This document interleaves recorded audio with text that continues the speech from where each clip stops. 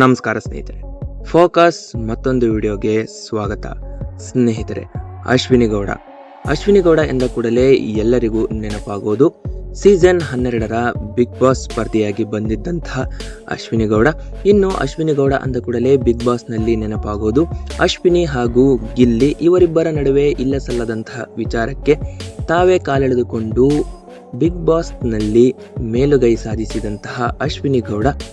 ಇನ್ನು ಅಶ್ವಿನಿ ಗೌಡ ಎಂದರೆ ಯಾರು, ಇವರ ರಿಯಲ್ ಲೈಫ್ ಸ್ಟೋರಿ ಹೇಗಿದೆ, ಇನ್ನು ಇವರ ಗಂಡ ಯಾರು, ಹಾಗಾದರೆ ಅಶ್ವಿನಿ ಗೌಡರವರು ಧಾರಾವಾಹಿ ಕ್ಷೇತ್ರದಲ್ಲಿ ಸಾಧನೆಯನ್ನ ಮಾಡಿದ್ದಾರಾ ಅಥವಾ ಸಿನಿಮಾ ಕ್ಷೇತ್ರದಲ್ಲಿ ಯಶಸ್ಸನ್ನ ಸಾಧಿಸಿದಾರ, ಇನ್ನು ಇವರು ಹೋರಾಟಗಾರ್ತಿ ಆಗಿದ್ದು ಯಾಕೆ, ಎಲ್ಲವನ್ನ ಈ ವಿಡಿಯೋದಲ್ಲಿ ನೋಡ್ತಾ ಹೋಗೋಣ.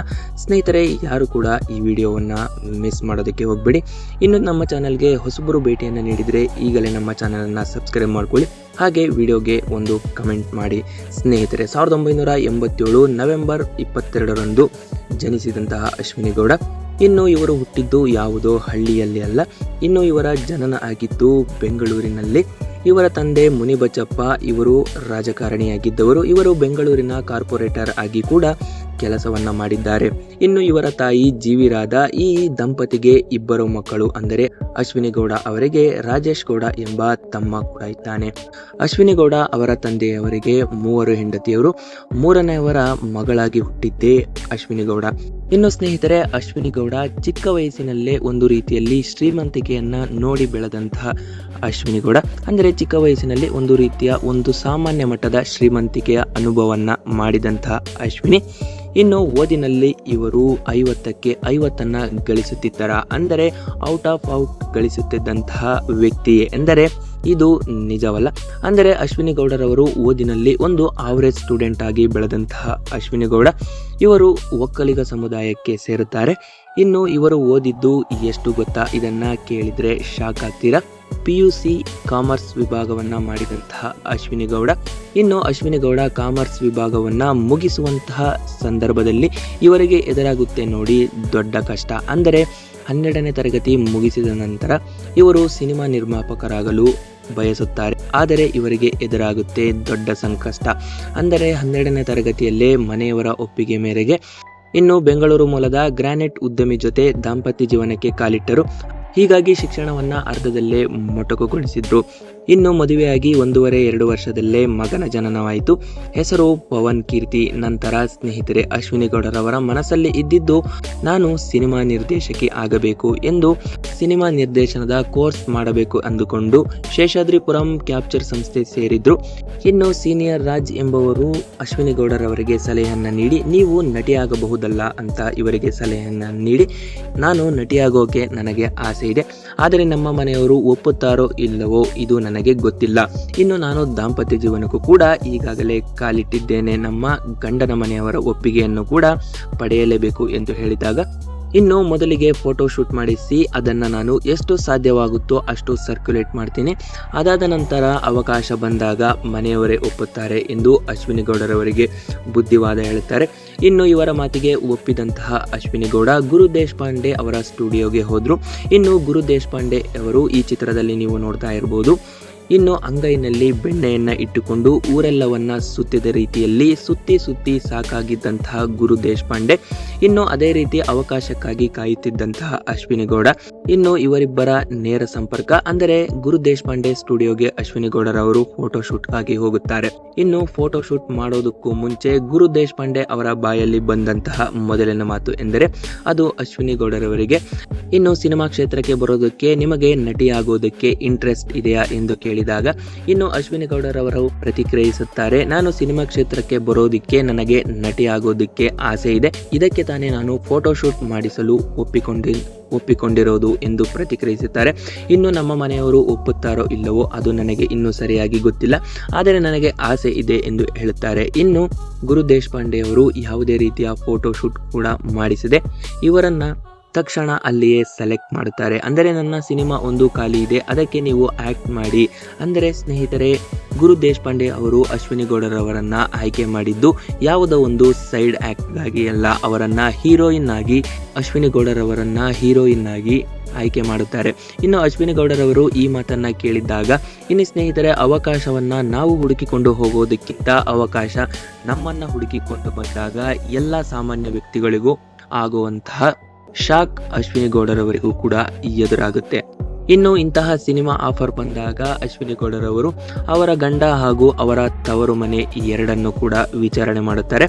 ಇಬ್ಬರ ಒಪ್ಪಿಗೆ ಮೇರೆಗೆ ಮತ್ತೆ ಗುರು ದೇಶಪಾಂಡೆಗೆ ಅಶ್ವಿನಿ ಗೌಡ ಹಾಗೂ ಅವರ ಗಂಡ ವಾಪಸ್ ಬರುತ್ತಾರೆ.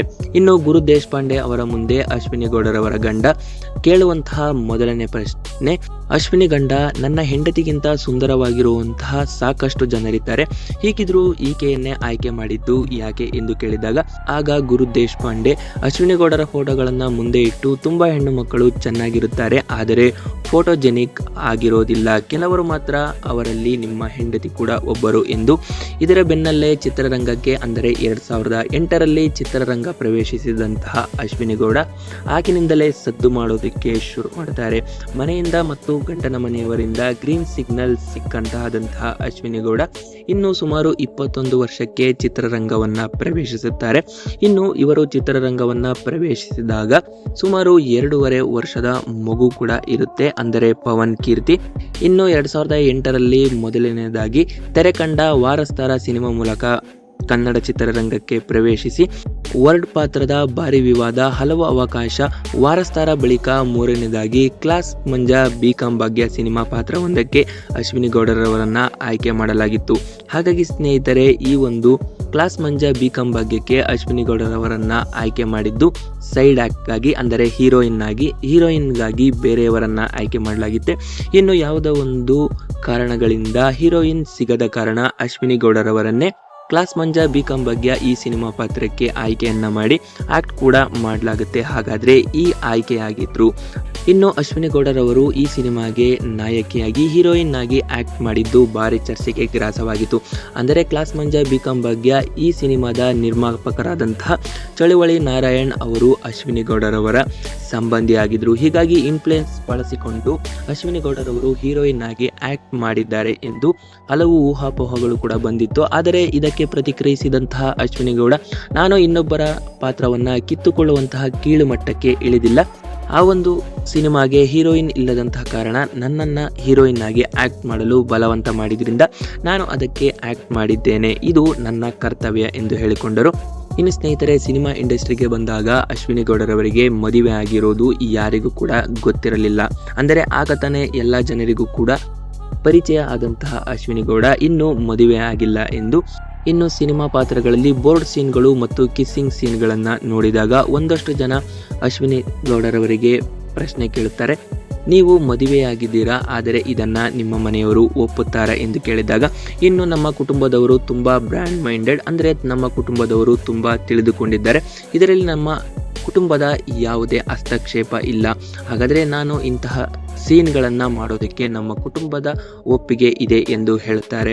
ಇನ್ನು ಸ್ನೇಹಿತರೆ, ಅಶ್ವಿನಿ ಗೌಡರವರು 2008ರಲ್ಲಿ ಸಿನಿಮಾ ಕ್ಷೇತ್ರಕ್ಕೆ ಕಾಲಿಡುತ್ತಾರೆ. ಆದರೆ ಸ್ನೇಹಿತರೆ, ಅಶ್ವಿನಿ ಗೌಡರವರು ಸಿನಿಮಾ ಚಿತ್ರರಂಗದಲ್ಲಿ ಯಾವುದೇ ರೀತಿಯ ದೊಡ್ಡ ಮಟ್ಟದ ಅವರ ನಿರೀಕ್ಷೆಗೆ ತಕ್ಕಂತೆ ಯಶಸ್ಸು ಸಿಕ್ಕಲಿಲ್ಲ. ಚಿಕ್ಕಪೇಟೆ, ಸಾಚಾಗಳು, ಸಲ್ಯೂಟ್, ಯಾರದು ಚಡ್ಡಿ, ದೋಸ್ತ್, ರಾಜಾವಲಿ ಮುಂತಾದ ಸಿನಿಮಾಗಳನ್ನು ಮಾಡುತ್ತಾ ಹೋದರು. ನಂತರ ಸ್ನೇಹಿತರೆ, ಚಿತ್ರರಂಗದಲ್ಲಿ ಯಾವುದೇ ರೀತಿಯ ಅವರು ನಿರೀಕ್ಷಿಸಿದಂತಹ ಮಟ್ಟಕ್ಕೆ ಯಶಸ್ಸು ಸಿಗದ ಕಾರಣ ಇನ್ನು ಸ್ನೇಹಿತರೆ, ಸೀರಿಯಲ್ಗಳತ್ತ ಮುಖ ಮಾಡಿದಂತಹ ಅಶ್ವಿನಿ ಗೌಡರಿಗೆ ಮೊದಲಿಗೆ 2012ರಲ್ಲಿ ನಿನ್ನೊಲುಮೆಯಿಂದಲೇ ಧಾರಾವಾಹಿಯಲ್ಲಿ ನಟಿಸಿದ್ರು. ಬಳಿಕ ತಿರುಗಿ ನೋಡಲೇ ಇಲ್ಲ, ಮಹಾಪರ್ವ ಸೇರಿದಂತೆ ಹಲವು ಧಾರಾವಾಹಿಗಳು ಮತ್ತು ರಿಯಾಲಿಟಿ ಶೋಗಳಲ್ಲೂ ನಟಿಸಿದ್ದಾರೆ. ಇನ್ನು ಧಾರಾವಾಹಿ ಕ್ಷೇತ್ರದಲ್ಲೂ ಇವರು ನಿರೀಕ್ಷಿತ ಮಟ್ಟಕ್ಕೆ ಯಾವುದೇ ರೀತಿಯ ಯಶಸ್ಸು ಕಾಣದ ಕಾರಣ ಇನ್ನು ಸ್ನೇಹಿತರೆ, ಯಾವುದೋ ಒಂದು ರೀತಿಯಲ್ಲಿ ಇನ್ನು 2018ರಲ್ಲಿ ಅಶ್ವಿನಿ ಗೌಡರ ದಾಂಪತ್ಯ ಜೀವನದಲ್ಲಿ ಎದುರಾಗುತ್ತೆ ಅದು ದೊಡ್ಡ ಸವಾಲು, ಅಂದರೆ ಡಿವೋರ್ಸ್. ಅಂದರೆ 2018ರಲ್ಲಿ ಇನ್ನು ಮದುವೆಯಾಗಿ 13ರಿಂದ 14 ವರ್ಷಗಳಾಗಿದ್ದಂತಹ ಅಶ್ವಿನಿ ಗೌಡರವರ ದಾಂಪತ್ಯ ಜೀವನದಲ್ಲಿ ಬಿರುಕು ಬಂದು ಇನ್ನು ಅಶ್ವಿನಿ ಗೌಡರವರಿಗೆ ಕೆಲವೊಂದು ವಿಚಾರ ಅಶ್ವಿನಿಗೆ ಇಷ್ಟ ಆಗಲಿಲ್ಲ. ಹೀಗಾಗಿ ಗಂಡ ಹೆಂಡತಿಯ ನಡುವೆ ಪರಸ್ಪರ ಒಪ್ಪಿಗೆ ಮೇರೆಗೆ ಅಂದರೆ ಗಂಡ ಒಪ್ಪಿಕೊಂಡು ಮತ್ತು ಅಶ್ವಿನಿ ಗೌಡರು ಕೂಡ ಒಪ್ಪಿಕೊಂಡು ಇಬ್ಬರು ಕೂಡ ದೂರವಾಗೋದಕ್ಕೆ ನಿರ್ಧಾರ ಮಾಡಿ ಡಿವೋರ್ಸ್ ಕೂಡ ಆಗುತ್ತೆ. ಇದಕ್ಕೆ ಮನೆಯಲ್ಲೂ ಕೂಡ ಚರ್ಚಿಸಿ ಒಪ್ಪಿಗೆಯನ್ನು ಕೂಡ ಪಡೆದುಕೊಂಡಂತಹ ಅಶ್ವಿನಿ ಗೌಡ ವಿಚ್ಛೇದನವನ್ನ ಪಡೆದರು.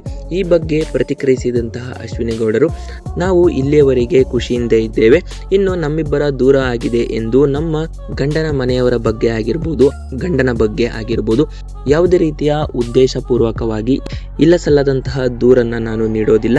ನನ್ನ ಒಪ್ಪಿಗೆ ಮತ್ತು ಅವರ ಒಪ್ಪಿಗೆಯಿಂದ ಇಬ್ಬರು ಕೂಡ ಖುಷಿಯಿಂದಲೇ ದೂರವಾಗಿದ್ದೇವೆ, ಈಗಲೂ ಕೂಡ ನಾವು ಮಾತನಾಡುತ್ತೇವೆ ಎಂದು ಪ್ರತಿಕ್ರಿಯಿಸಿದಂತಹ ಅಶ್ವಿನಿ ಗೌಡ, ಇನ್ನು ಅವರು ವ್ಯಕ್ತಿಗತವಾಗಿ ಅವರು ಕೆಟ್ಟವರಲ್ಲ, ನನ್ನ ಗಂಡನಿಗೆ ಜಗ್ಗೇಶ್ ಅಂದರೆ ತುಂಬಾ ಇಷ್ಟ, ಆದರೆ ಜಗ್ಗೇಶ್ನ ಜೊತೆ ಸಿನಿಮಾ ಮಾಡಿದ್ದಾಗ ಅವರಿಗೆ ಇಷ್ಟ ಆಗಲಿಲ್ಲ, ಇದು ಯಾಕೆಂದು ಇಲ್ಲಿಯವರೆಗೂ ನನಗೆ ತಿಳಿದಿಲ್ಲ ಎಂದು. ಇನ್ನು ಸಿನಿಮಾ ಚಿತ್ರರಂಗ ಮತ್ತು ಧಾರಾವಾಹಿ ಕ್ಷೇತ್ರದಲ್ಲಿ ಒಂದು ಮಟ್ಟದ ಯಶಸ್ಸನ್ನು ಕಂಡಂತಹ ಅಶ್ವಿನಿ ಗೌಡರವರು ಯಾವುದೋ ಒಂದು ರೀತಿಯಲ್ಲಿ ನಾರಾಯಣಗೌಡರ ಸಂಪರ್ಕಕ್ಕೆ ಬಂದು ಕರವೇ ಅಥವಾ ಕರ್ನಾಟಕ ರಕ್ಷಣಾ ವೇದಿಕೆಗೆ ಸೇರಿದರು. ಅಂದರೆ ಈಗ ಅಶ್ವಿನಿ ಗೌಡರವರು ಕನ್ನಡ ಹೋರಾಟಗಾರ್ತಿಯಾಗಿ ಕೆಲಸವನ್ನ ನಿರ್ವಹಿಸುತ್ತಿದ್ದಾರೆ. ಮೊದಲಿಗೆ ಉಪಾಧ್ಯಕ್ಷೆಯಾಗಿ ನಂತರ ಗೌರವ ಅಧ್ಯಕ್ಷೆಯಾಗಿ ಗುರುತಿಸಿಕೊಂಡರು. ಈಗಲೂ ಕೂಡ ಕರ್ನಾಟಕ ರಕ್ಷಣಾ ವೇದಿಕೆಯಲ್ಲಿ ಈಗಲೂ ಕಾರ್ಯನಿರ್ವಹಿಸುತ್ತಿದ್ದಾರೆ. ಇನ್ನು ಸ್ನೇಹಿತರೆ, 2025ರಲ್ಲಿ ಬಿಗ್ ಬಾಸ್ ಮನೆಯಲ್ಲಿ ಅಶ್ವಿನಿ ಗೌಡರವರು ಕೂಡ ಒಂದು ರೀತಿಯಲ್ಲಿ ಅಬ್ಬರವನ್ನ ಮಾಡಿ ಎಲ್ಲರಿಗೂ ಕೂಡ ಚಿರಪರಿಚಿತ ಆಗಿದ್ದಂತಹ ಅಶ್ವಿನಿ ಗೌಡ ಎಲ್ಲರಿಗೂ ಪರಿಚಯ ಆಗಿದ್ದು ಅದು ಬಿಗ್ ಬಾಸ್ ಸ್ಪರ್ಧೆಯ ಮೂಲಕ. ಇನ್ನು ಅಶ್ವಿನಿ ಗೌಡ ಹಾಗೂ ಅವರ ಕುಟುಂಬದ ಕಾರುಗಳ ಕ್ರೇಜ್ ಆಸ್ತಿ ಎಷ್ಟು ಗೊತ್ತಾ? ಇನ್ನು ಅಶ್ವಿನಿ ಗೌಡ ಮತ್ತು ಅವರ ತಮ್ಮ ರಾಜೇಶ್ ಗೌಡರಿಗೆ ಕಾರ್ಗಳ ಕ್ರೇಜ್ ತುಂಬಾ ಇದೆ. ಇವರ ಬಳಿ Toyota, Fortuner, BMW, Chevrolet, Honda City, WagonR, Nano ಮುಂತಾದ ಕಾರುಗಳಿವೆ. ಇನ್ನು ಹಲವು ದ್ವಿಚಕ್ರ ವಾಹನಗಳು ಕೂಡ ಇವೆ. ಇನ್ನು ಸ್ನೇಹಿತರೆ, ಇವರು ಬೆಂಗಳೂರಿನಲ್ಲಿ ಮನೆಗಳನ್ನು ಕಟ್ಟಿ ಬಾಡಿಗೆಗೆ ಕೂಡ ಬಿಟ್ಟಿದ್ದಾರೆ. ಇನ್ನು ಸ್ನೇಹಿತರೆ, ಬೆಂಗಳೂರಿನಲ್ಲಿ 3.5 ಎಕರೆ ಜಮೀನು ಕೂಡ ಇದೆ. ಸ್ನೇಹಿತರೆ, ಇದಿಷ್ಟು ಅಶ್ವಿನಿ ಗೌಡ ಜೀವನದ ಹಾದಿ ಹೇಗಿದೆ ಅನ್ನೋದು ಸೇರಿದಂತೆ ಹಲವು ವಿಚಾರಗಳನ್ನು ತಿಳಿಸಿಕೊಡುವ ಪ್ರಯತ್ನ. ಇವರ ಬಗ್ಗೆ ನಿಮ್ಮ ಅಭಿಪ್ರಾಯವನ್ನು ಕಮೆಂಟ್ ಮಾಡಿ ತಿಳಿಸಿ. ಹಾಗೆ ಈ ವಿಡಿಯೋ ಇಷ್ಟ ಆಗಿದ್ರೆ ಲೈಕ್ ಮಾಡಿ, ಶೇರ್ ಮಾಡಿ ಮತ್ತು ನಮ್ಮ ಚಾನಲನ್ನು ಸಬ್ಸ್ಕ್ರೈಬ್ ಮಾಡೋದನ್ನು ಮರಿಬೇಡಿ ಸ್ನೇಹಿತರೆ.